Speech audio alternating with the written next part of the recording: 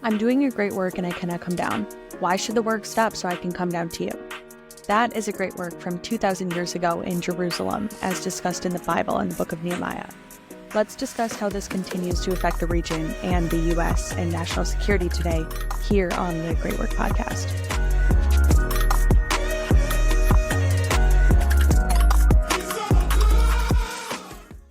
All right, welcome back, Great Work Podcast, episode, I don't know what episode again. Today is Tuesday, August 13th. It is primary day in Minnesota. If you're a Minnesotan, go vote in the primary. I think you have till 8 p.m. And if you're in Minneapolis, I'm no longer in Minneapolis, but vote against Ilhan Omar, please.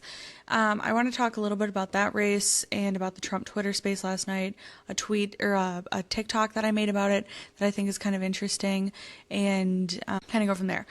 So, about the Minneapolis primary, we saw Cori Bush and Jamal Bowman lose their primaries due to what is called significant AIPAC backing, and AIPAC did spend a lot of money on those races. Nobody's denying that. I deny that it's just AIPAC that did that, and I don't know that we'll see it against Ilhan Omar. Okay, so Ilhan Omar, I think she's on her fourth term, whereas Cori Bush and Jamal Bowman were pretty new. So when Ilhan has that sort of name ID, she has that going for her. In addition to that, Ilhan Omar's base is with white liberal voters. It's not with Somalian voters. So if they're trying to lean into that, like, oh, Somalis feel disaffected or something and they're going to go out in droves, they already don't support her. They support other candidates a lot of the time, which I think is interesting. I think people wouldn't think that or wouldn't know that, but yeah, her base is with white liberals and with Jewish voters. They think that she's fine. I disagree with them, but I guess the tweet that she said that the Jews hypnotized the world, which she tweeted while she was a member of Congress, and didn't take down for years, I guess that's okay. Listen, just, I don't know. I believe she was like a first term member of Congress when she tweeted that. But so that primary is going on. In 2022, she barely won her primary. It was by like 2,000 votes or 2,500 votes. And in Minnesota, we don't register with political parties here. So you can vote. You don't have to say what party you belong to. You can just fill out that one side of the ballot. I just went and voted and filled out my one side of the ballot. So, I'm pretty familiar. And it's an interesting thing because there were like 40,000 Republicans who voted in that primary in Minneapolis that could have voted against Ilhan Omar, which would have easily had Don Samuels be the nominee. And that didn't end up happening. And it was because the Republican Party basically ran a guy ran in a primary named Doug Wardlow, who's a pretty bad candidate. If you want a little insight, I'm in GWP politics, and I think if you've learned anything from the Tim Walz stories, like the stolen valor stories that have come out, clearly the MN media does not vet Democrats very well. They don't question them very hard, and why would they? There's no opposition party here. But a couple years ago, there was a guy, or if you've ever heard of Keith Ellison, he was the former CD5 chair, or congressman of CD5, and he dropped out or changed and he ran for Attorney General of Minnesota in 2018, that would have been. And there were some pretty big scandals that did come out about him, that he was accused of beating up his ex-girlfriend. And there were videos of him doing that. So poll numbers, Minnesota is a weird place. Poll numbers show that the majority of Minnesotans, by a margin of plus 50%, I believe that he did hurt his ex-girlfriend, that he did engage in domestic violence against her, but simultaneously believe that he was the better candidate than Doug Wardlow, the Republican candidate for Attorney General. Do you know how bad you have to be like, well, the domestic assailant is probably a better bet for us? And again, that was because of, I guess, statements that came out from Doug Wardlow that he bullied people who were gay or something in high school. I don't remember that race. I remember knowing some of the people on it. I was not surprised when they lost. That happened, and I believe in 2022, he lost the Attorney General, the primary endorsement, and he decided he was going to run again in the primary. And so Republicans in Minnesota when voted against him in the primary, being that they were voting on the Republican side of the ticket. They couldn't vote against Ilhan Omar. If Wardlow had not run again, Republicans probably would have cross-voted.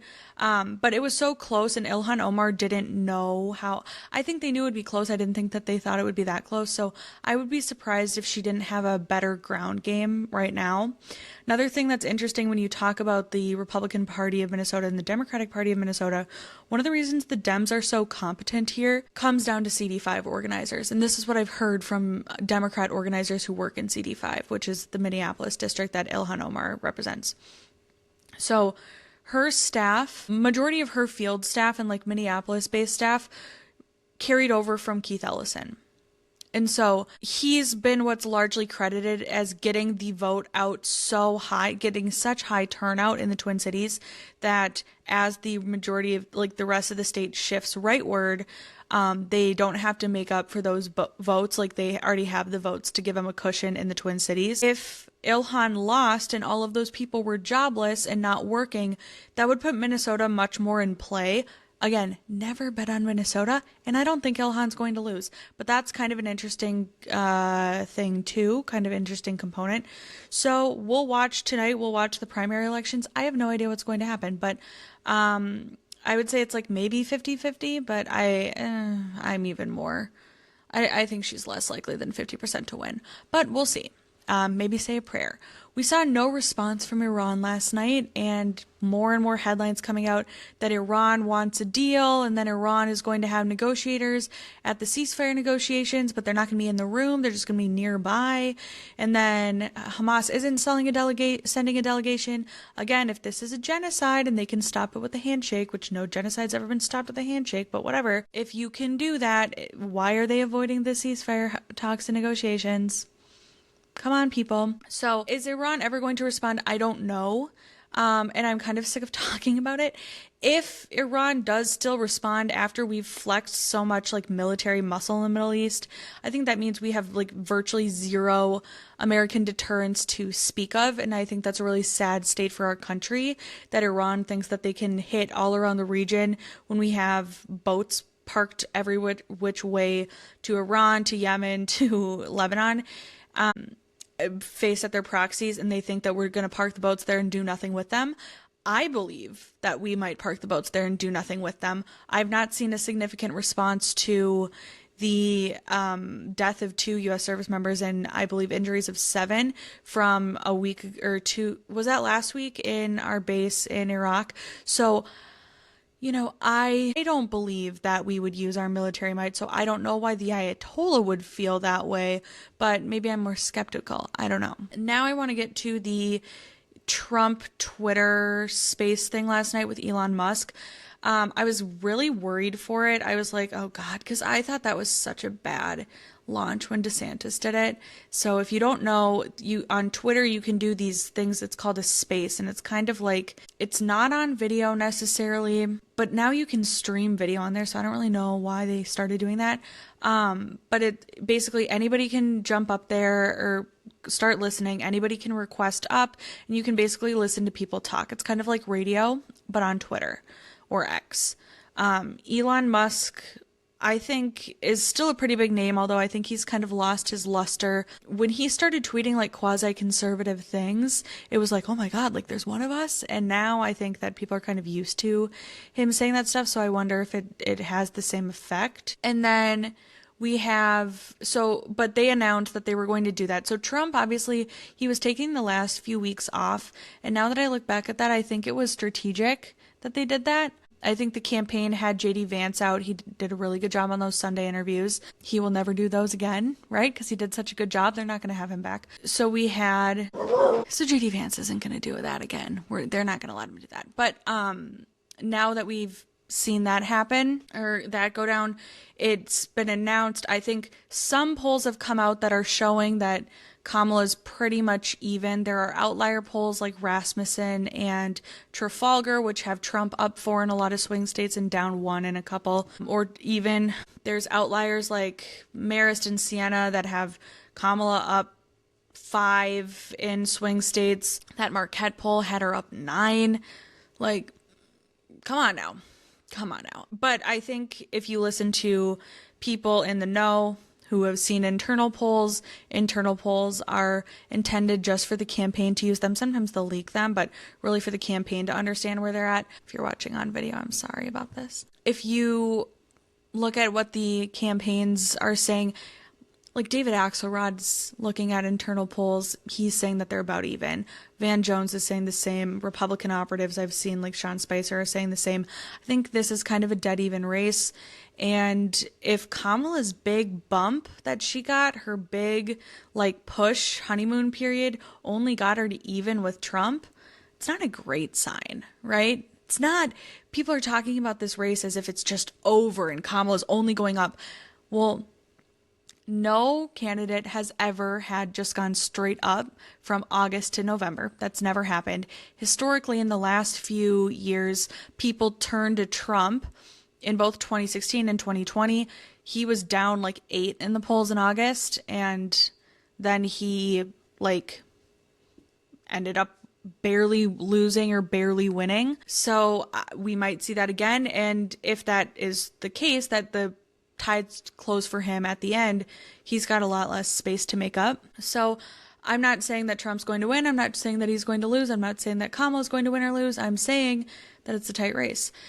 And people like Republican operatives, I've been kind of disappointed because I have friends who listen to Republican operatives or friends who just repeat what they say sometimes, and they're like, it's just over. Like, Trump doesn't even want to win. It's all over. It's like Kamala's just like really good. And it's like, it just didn't align with like the reality that I feel like people have in their heads, right? Or like, if you just like use common sense here, how does someone who had a 15-point swing from being one of the most unfavorable vice presidents to and more favorable than Biden over the span of 3 weeks? Obviously, she's going to get a boost, but that's a big boost. And if she can bump 15 points, then she can lose 15 points. That means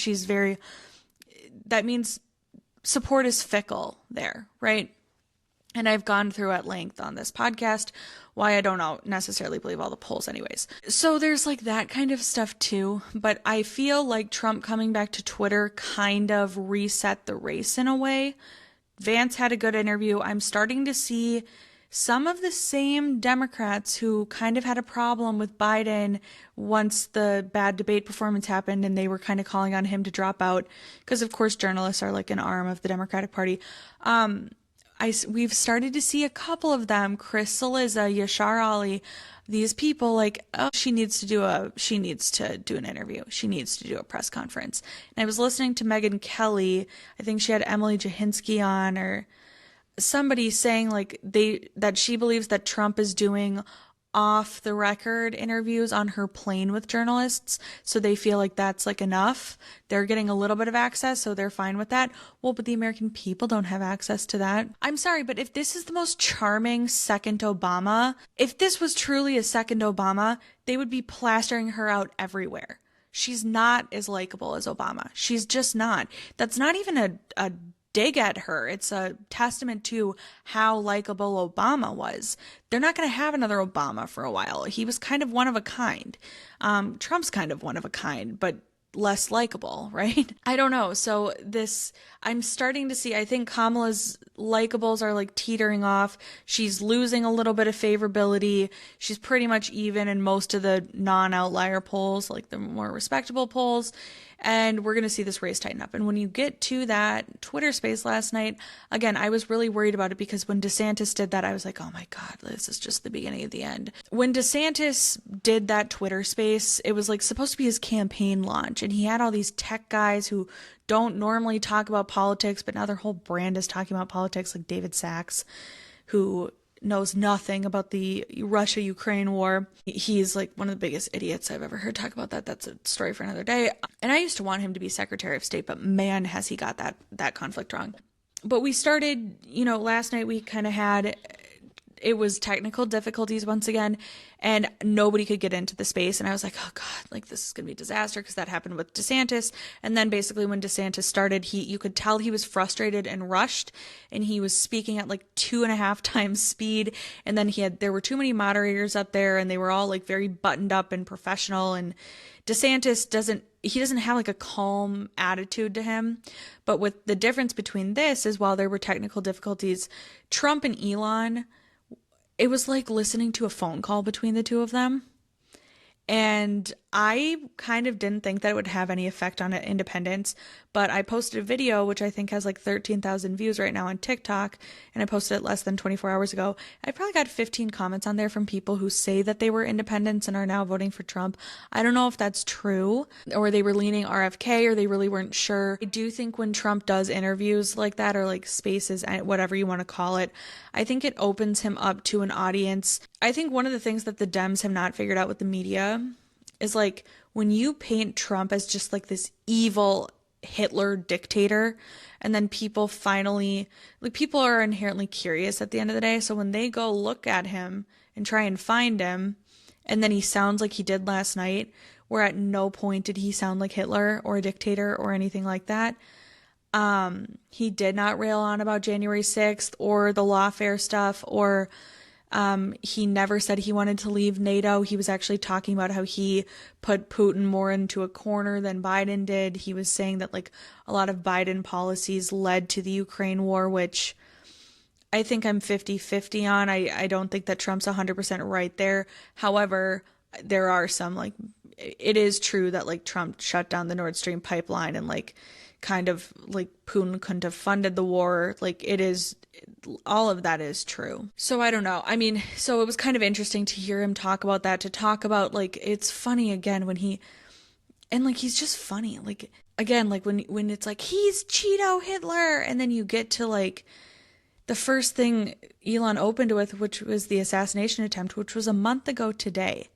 We've lived a lifetime in the last month, you guys. It's been a month since the assassination attempt, okay? When you have something like that, and Elon opens with like, so can we just talk about like that? Like, you know, you handled it really well.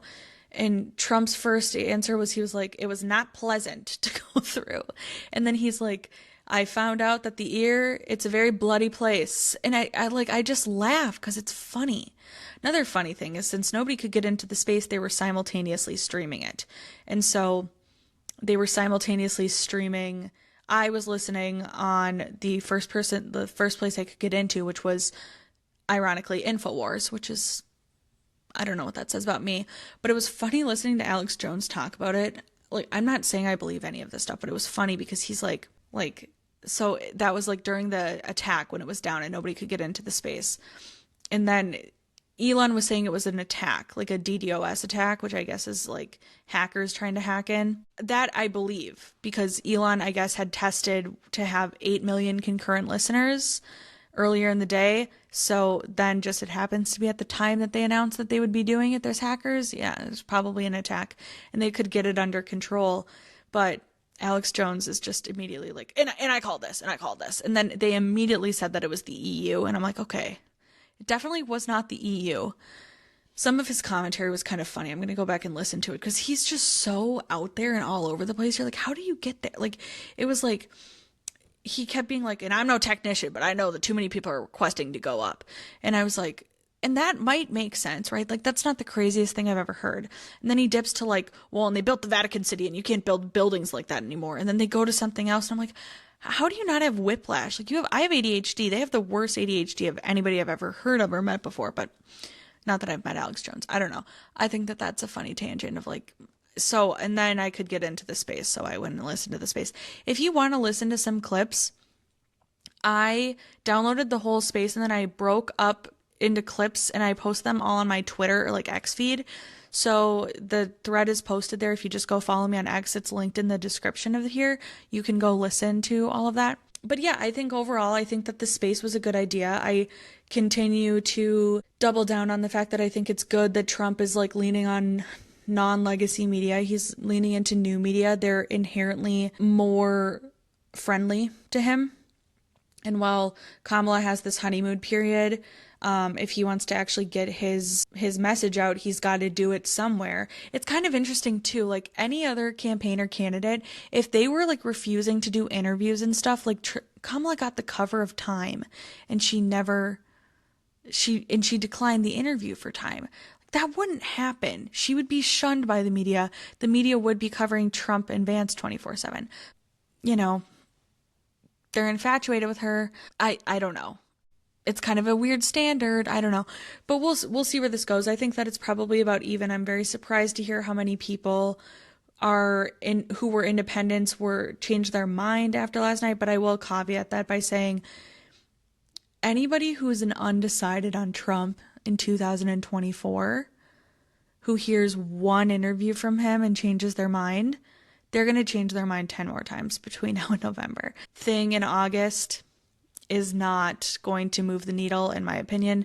Maybe I'm different. Maybe whatever, but it's 2024. If you know who Trump is by now, like, I can see wanting to get to know Kamala before you make a decision. I cannot see like, oh, I'd never heard him like that before. Like, no. I remain unconvinced, but maybe I'm wrong. Who knows? So yeah, those are my thoughts on the Twitter Space launch announce. A lot better than DeSantis. I think Trump answered pretty well on policy. I think, he has his moments where he kind of goes off on a tangent. I think Elon kind of kept him in check. It was nice that it was just one person. The Dems jumping on there being a lisp thing is really weird. Somebody needs to check on them because I don't know what's going on with them. They're saying that he's slurring his word. Like, I don't know. And then, so that's kind of my thoughts. I don't know. I don't know that it changes anything. I do think it resets the race a little bit and like gives Trump a way to re-enter a little bit and like kind of on a high note. Seeing him tweet storm yesterday, it felt almost like 2016 again. We didn't have any of the weird capitalizations or misspellings. So that was too bad, but, it felt like 2016 again. I don't know. I hear a lot of Republicans today who are like more excited again, which is probably a good thing. That shows that maybe the momentum's moving with him a little bit more. And he announced a few more rallies, and he announced he's going back to Butler in October. And I hope he does. I hope he, once a month periodically, because the media is going to try and forget it, I hope he keeps reminding people like, hey, yep, I got shot. I got shot at a rally and everybody pretends it didn't happen. And, I hope he continues to do that because, the media is not going to be his lapdog, clearly. So, yeah, I think those are kind of my thoughts. We'll see if Iran attacks. I don't think that they will. We'll see if there's, anything comes of this ceasefire negotiation. We'll see. And we'll chat tomorrow about the state of more U.S. politics and more Israel-Palestine. And if you have a topic you want me to cover, maybe I'll do a poll on my Instagram. Just tell me what you want me to cover and I will. So yeah, with that, have a great rest of your day, guys, and talk tomorrow. An Excelsior Studios original production. A Hamilton County woman is facing serious charges accused of scamming several people out of rental homes. April 26, 2023 was a normal day for most in the suburbs of Indianapolis, but it was shaping up to be a very bad day for 25-year-old Megan Stoner, who was notified of a warrant out for her arrest. 9 charges for corrupt business influence fraud, where the loss is between $750,000 and $50,000, and theft. And unfortunately for Megan, she would not be navigating her newfound legal troubles in private, because a community of hundreds who had been quietly watching her for years was assembling on the internet to discuss their experiences with her, which ranged from bizarre to dangerous to outright criminal, arguably worse than what Megan had been charged with. Basically what she did was emotionally manipulated and I'll say abused even me for about nearly these 10 years. And she will suck you dry. Any inch you give her, she just takes them out. Google number after Google number. You block the one, she's not done yet. She's going to get that last word. The second you let her in, she takes over. And I would wake up to 20, 30, 40 notifications. She was scrolling back through things from my high school. He's a dangerous human being. And the strangest thing of all is, as her case unfolded, she continued to interact with this online community, which she called her haters, which was made up of business owners she had scammed, politicos from throughout the country that she had solicited for donations, a network of evangelical pastors located outside of the United States, a local brigade of moms who had called out her antics in Facebook groups for years, and even a sex shaman ended up coming together to solve crimes that she had not yet been caught for, and were able to catch her after she ran from the police for a month and finally put her in jail. So, how did this self-described political consultant, mental health advocate, teacher, and sexual assault survivor get into this mess in the first place? And how much of her story that she had told of herself on social media for years was actually true? That's what we'll explore here every Thursday on Don't Waste This Fucking Podcast, the story of Megan Stoner.